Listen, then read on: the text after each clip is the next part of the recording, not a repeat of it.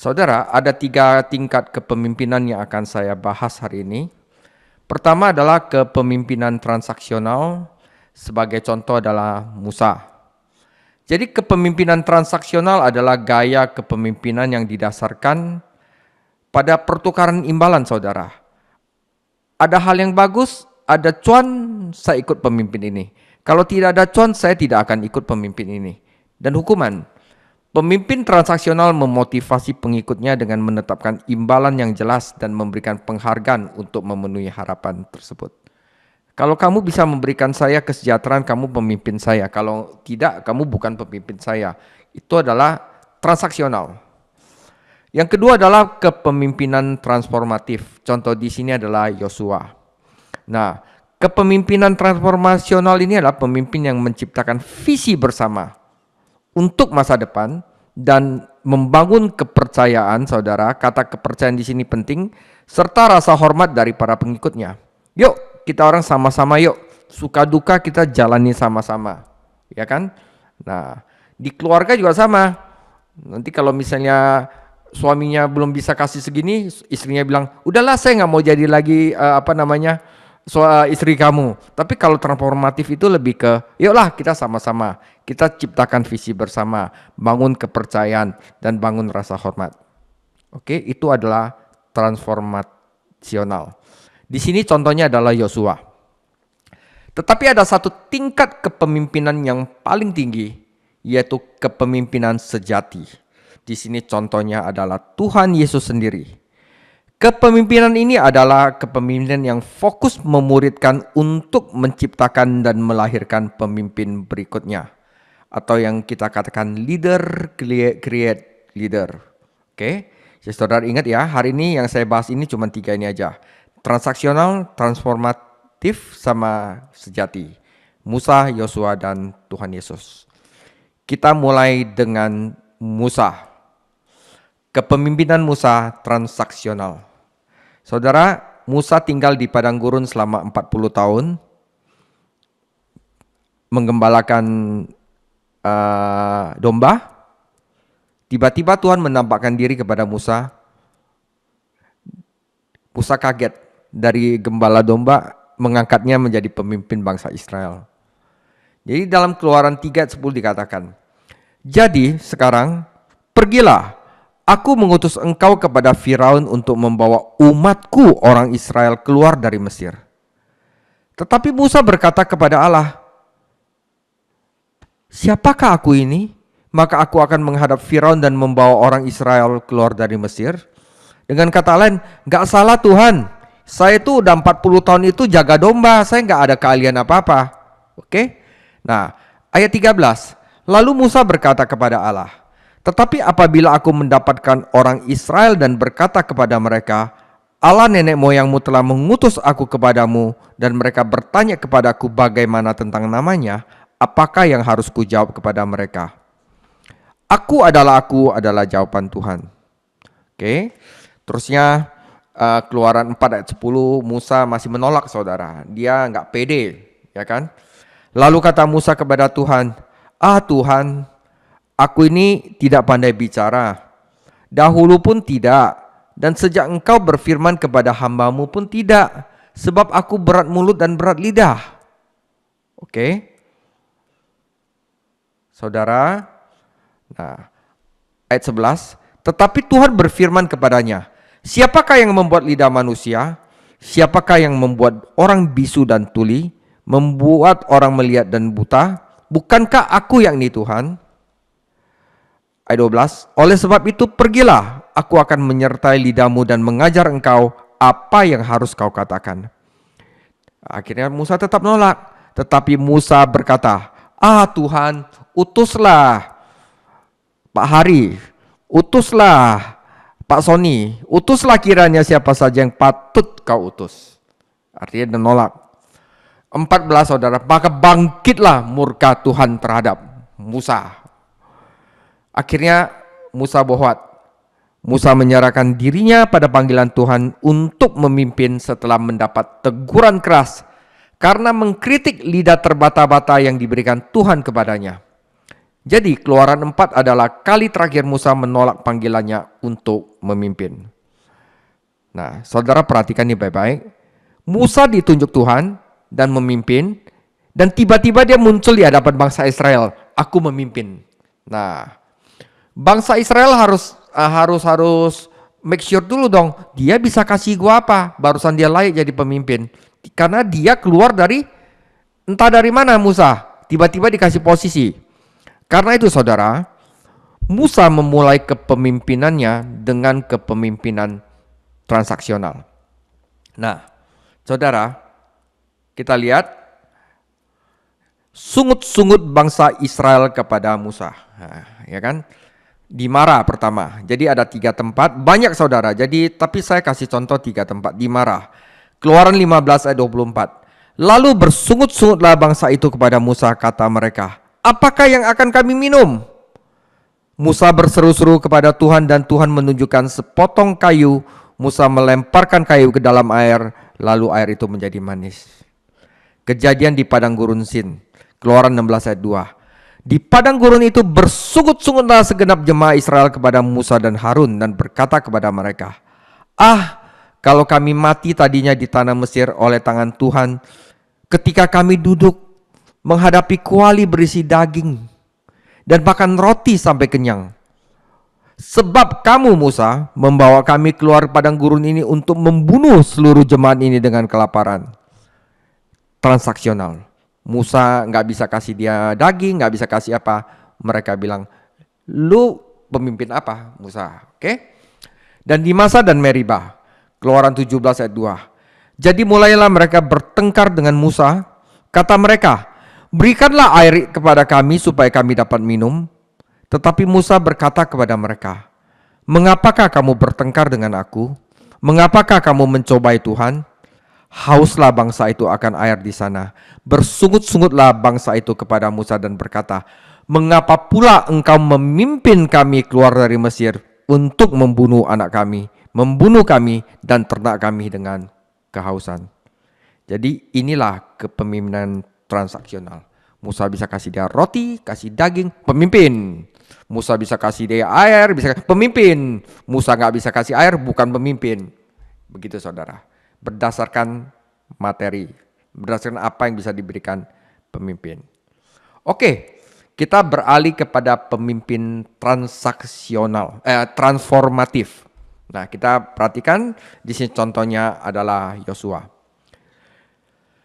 Keluaran 17 ayat 8 sampai 10 dan 13. Lalu datanglah bangsa Amalek, orang Amalek dan berperang melawan orang Israel di Refidim. Lalu Musa berkata kepada Yosua, pilihlah orang-orang bagi kita, lalu keluarlah berperang melawan orang Amalek. Besok aku akan berdiri di puncak bukit itu dengan memegang tongkat Allah di tanganku. Lalu Yosua melakukan seperti apa yang dikatakan Musa kepadanya dan berperang melawan orang Amalek. Tetapi Musa, Harun dan Hur telah naik ke puncak bukit. Demikianlah, saya singkat, demikianlah Yosua mengalahkan Amalek dan rakyatnya dengan mata pedang. Oke saudara, dalam konteks ini Musa memerintahkan Yosua untuk memilih laki-laki pergi berperang melawan Amalek. Akhirnya Tuhan memberikan kemenangan kepada Yosua saat dia mengalahkan Amalek dan rakyatnya dengan ujung pedang. Dalam contoh pertama ini, Musa menceritakan rahasianya kepada Yosua dan mempercayakan kepemimpinan pasukan di bawah Yosua. Keluaran 17 ayat 14 sampai 16. Kemudian berfirmanlah Tuhan kepada Musa, tuliskanlah semuanya ini dalam sebuah kitab sebagai tanda peringatan. Ingatkanlah ke telinga Yosua bahwa aku akan menghapuskan sama sekali ingatan kepada Amalek dari kolong langit. Lalu Musa mendirikan sebuah mezbah dan menamainya Tuhanlah panji-panjiku. Ia berkata, tangan di atas panji-panji Tuhan, Tuhan berperang melawan Amalek turun-menurun. Sampai sekarang saudara. Jadi di sini Tuhan menyuruh Musa untuk menuliskan kemenangan melawan Amalek dalam sebuah buku sebagai peringatan. Kewajiban yang Tuhan berikan kepada Musa adalah membacakan hal ini kepada Yosua berulang kali. Ingatkanlah ke telinga Yosua. Jadi, saudara, salah satu elemen dari pemuritan yang ditunjukkan oleh hubungan antara Musa dan Yosua adalah Musa, sang mentor, mengulangi pekerjaan, mengajar si Yosua dan jalan Tuhan kepada muridnya Yosua. Keluaran 24 ayat 13 sampai 18. Lalu bangunlah Musa dengan Yosua abdinya, maka naiklah Musa ke atas gunung Allah itu. Maka Musa mendaki gunung dan awan itu menutupinya. Kemuliaan Tuhan diam di atas gunung Sinai dan awan itu menutupinya 6 hari lamanya. Pada hari yang ke-7 dipanggilnyalah Musa dari tengah-tengah awan itu. Tampaknya kemuliaan Tuhan sebagai api yang menghanguskan di puncak gunung itu pada pemandangan orang Israel. Masuklah Musa ke tengah-tengah awan itu dengan mendaki gunung itu.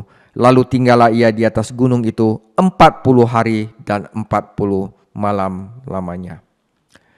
Saudara, Musa dan Yosua naik ke gunung Sinai. Mereka melakukan perjalanan bersama-sama, tetapi hanya Musa yang naik ke puncak untuk bertemu Tuhan. Yosua melihat Tuhan bertemu dengan Musa. Yosua berpergian dengan Musa, berkomunikasi dengannya, berbicara dengannya, dan bahkan Yosua mendekati Tuhan bersamanya setidaknya sampai tingkatan tertentu, saudara. Keluaran 33 ayat 11, dan Tuhan berbicara kepada Musa dengan berhadapan muka seperti seorang berbicara dengan temannya. Kemudian kembalilah ia ke perkemahan, tetapi abdinya Yosua bin Nun, seorang masih muda, dia tidak meninggalkan kemah itu. Ya saudara, teks ini mengungkapkan bahwa Tuhan berbicara dengan Musa secara langsung seperti teman berbicara dengan temannya. Dan kemudian ketika Musa kembali ke perkemahan orang Israel, Yosua bin Nun akan melayani dia dan melayaninya di perkemahan. Ya saudara, ada profil menarik tentang Yosua yang terkandung dalam ayat sederhana ini. Yosua adalah hamba Musa, bantuan penolong. Yosua adalah seorang yang masih muda, seorang pemuda. Yosua adalah putra Nun. Yosua tetap dekat dengan Musa, sang mentor. Dia tidak akan meninggalkan perkemahan tempat Musa berada. Nah saudara, dalam hal yang kita telah lihat tadi, Musa itu sebagai pemimpin yang transformatif. Memikirkan bahwa Yosua menghabiskan 40 tahun bersama Musa sebagai asistennya, pembantunya, hambanya, orang kepercayaannya, sebelum mengambil kepemimpinan atas Israel adalah sebuah karakteristik yang sangat mendalam. Bahkan 40 tahun pemuritan itu adalah pemuritan yang terpanjang di dalam Alkitab, saudara. 40 tahun. Yosua begitu sering bersembunyi di balik layar. Bahkan dia disebut sebagai hamba atau pelayan Musa. Dia ada di belakang. Dia adalah seorang hamba dan dia adalah penolong Musa, pemimpin Israel ditunjuk. Saudara, betapa rendah hati yang Yosua tunjukkan. Sungguh hati seorang pelayan dan kurangnya promosi diri. Tetapi Yosua belajar dari Musa. Yosua melihat Musa. Yosua mendengar ajaran Musa. Yosua melihat mujizat yang dilakukan Tuhan melalui Musa dan atas permintaan Musa. Yosua tidak diragukan lagi menyaksikan dosa-dosa Musa, memukul batu karang, kemarahan dan frustasi umat Israel, dan mungkin melihat banyak masa-masa sulit lainnya. Dan selama lebih dari 40 tahun, hubungan pemuritan ini, Yosua belajar tentang kepemimpinan. Yosua adalah pemimpin yang menciptakan visi bersama Tuhan untuk masa depan dan membangun kepercayaan serta rasa hormat dari bangsa Israel. Nah, bangsa Israel itu hormat kepada Musa, tidak lagi seperti Musa yang transformatif. Kalau ada air, kalau ada daging, kalau ada makanan, barusan engkau adalah pemimpin. Tidak. Lihat apa yang bangsa Israel katakan kepada Yosua. Beda sama Musa. Yosua 1 ayat 16. Lalu mereka, bangsa Israel, menjawab Yosua, katanya, segala yang kau perintahkan kepada kami akan kami lakukan, dan kemanapun yang kami akan kau suruh, kami akan pergi. Sama seperti kami mendengar perintah Musa, demikianlah kami akan mendengar perintahmu. Hanya Tuhan Allahmu kiranya menyertai engkau, sama seperti ia menyertai Musa. Setiap orang yang menentang perintahmu dan tidak mendengar perkataanmu, apapun yang kau perintahkan kepadanya, dia akan dihukum mati. Hanya kuatkan dan teguhkan hatimu. Nah saudara, selama 40 tahun menjadi hamba Musa, orang Israel itu melihat bagaimana Yosua itu dipercaya, setia, taat kepada pemimpinnya Musa. Yosua dengan cara itu sudah mendapat kepercayaan dan rasa hormat dari bangsa Israel karena dia hormat sama pemimpinnya. Inilah kepemimpinan transformatif. Jadi tidak lagi dengan imbalan tetapi memang udah respect. Oke? Tetapi ada salahnya Yosua, saya ngomong di sini. Yosua tidak menciptakan pemimpin baru. Karena itu, setelah Yosua mati, bangsa Israel kacau karena tidak ada pemimpin. Mulailah masa yang disebut hakim-hakim. Mereka diserang, tidak ada pemimpin, Tuhan membangkitkan hakim-hakim. Gideon, ada Deborah dan lain-lain. Samson, ya kan? Setelah itu barusan Israel minta raja. Udah minta raja barusan ada Saul, Daud, Salomo dan lain-lainnya. Oke? Nah, salah Yosua, dia tidak menciptakan pemimpin baru. Musa walaupun mulai dari transaksional, tetapi dia masih menciptakan Yosua sebagai pemimpin baru. Oke? Nah, saudara, sekarang saya akan bahas kepemimpinan yang levelnya paling tinggi, yaitu kepemimpinan Tuhan Yesus. Perhatikan baik-baik, ini adalah puncak dari pengajaran ini. Saudara, banyak orang yang saya lihat di kalangan pemimpin saat ini fokus pada menjangkau masyarakat luas. Wah, pemimpin yang sukses itu berbicara di konferensi besar. 1000 jemaat, menjadi pembawa acara televisi atau radio populer. Menerbitkan buku terlaris, menulis blog yang sukses atau terlibat dalam media sosial. Sederhananya, tujuan mereka adalah ingin memperluas pengaruhnya kepada sebanyak mungkin orang. Ya, tidak ada yang salah dengan itu. Namun, Tuhan Yesus mempunyai strategi kepemimpinan yang jauh berbeda. Dia tidak mulainya dengan situ. Tujuan Tuhan Yesus bukanlah popularitas. Faktanya meski kedengaran aneh saat ini, dia secara aktif melarang publisitas. Pada lebih dari satu kesempatan setelah melakukan mujizat yang mencengangkan, dia mengatakan kepada orang-orang yang menyaksikannya, jangan beritahu siapapun apa yang telah engkau lihat. Tidak seperti pendeta-pendeta sekarang. Coba lihat, dalam nama Tuhan Yesus, sembuh. Sini, video, sini ini. Agak di senterin ya, video lihat. Sembuh. Biar orang lain lihat. Tapi Tuhan Yesus tidak begitu, saudara. Oke? Sebagai contoh, Matius 8 ayat 4. Lalu Yesus berkata kepadanya, ingatlah, jangan engkau memberitahukan hal ini kepada siapapun, tetapi pergilah, perlihatkan dirimu kepada imam dan persembahkan persembahan yang diperintahkan Musa sebagai bukti bagi mereka. Matius 16 ayat 20, lalu Yesus melarang murid-muridnya supaya jangan memberitahukan kepada siapapun bahwa ia Mesias. Matius 17 ayat 9, pada waktu mereka turun dari gunung, Yesus berpesan kepada mereka, jangan kamu ceritakan penglihatan itu kepada seorang pun sebelum anak manusia dibangkitkan dari antara orang mati. Lukas 8 ayat 56, dan takjublah orang tua anak itu. Ini setelah Tuhan Yesus membangkitkan ya. Tetapi Yesus melarang mereka memberitahukan kepada siapapun apapun yang terjadi itu. Markus 7 ayat 36, Yesus berpesan kepada orang-orang yang ada di situ supaya jangan menceritakan kepada siapapun juga. Tetapi makin dilarang mereka, makin luas mereka memberitakannya. Oke? Nah, ini adalah 5 strategi kepemimpinan Tuhan Yesus. Sebaliknya, Yesus berfokus pada kedalaman dan dampak jangka panjang. Untuk mencapai ini, Tuhan Yesus memiliki 5 strategi kepemimpinan. Yang pertama, saudara, Tuhan Yesus memimpin dirinya sendiri. Disinilah semua kepemimpinan dimulai. Kepemimpinan diri sendiri mendahului kepemimpinan tim dan pengaruh publik.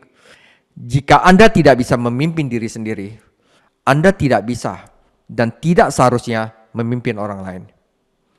Ini sebabnya Yesus seringkali menyendiri di tempat sunyi untuk berdoa. Dia membuktikan karakternya dengan tidak terhasut oleh godaan iblis.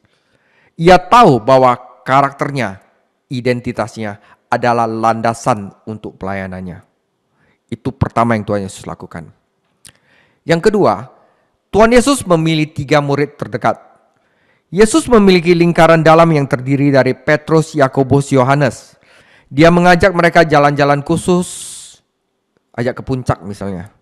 Dia membiarkan mereka menyaksikan kemuliaannya yang terbesar dan pencobaan-pencobaan yang terdalam.